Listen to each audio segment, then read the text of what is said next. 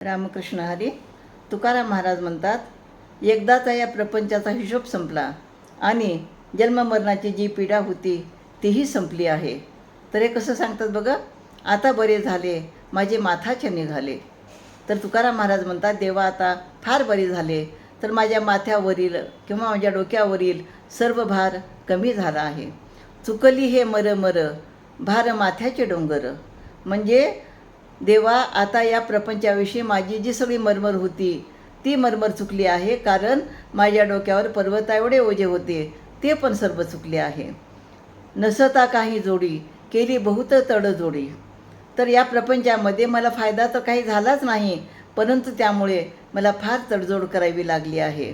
आणि त्यानंतर माऊली काय म्हणतात, झाला पाडा तुका म्हणे गेली पिढा.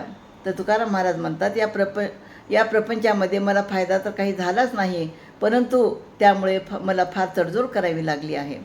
तर या ठिकाणी तुकाराम महाराज म्हणतात की मला या संसाररूपी सागरामध्ये राहत असताना खूप तडजोड करावी लागली, पण आता मला खरं ज्ञान प्राप्त झालेलं असल्यामुळं मी ह्या सर्व गोष्टीचा जास्त मी विचार करत नाही आणि मी सतत ईश्वराचं नामस्मरण करत आहे. आणि म्हणून ह्या संसाररूपी सागरामधून आपण मुक्त झाले आहोत, असं तुकाराम महाराज म्हणतात.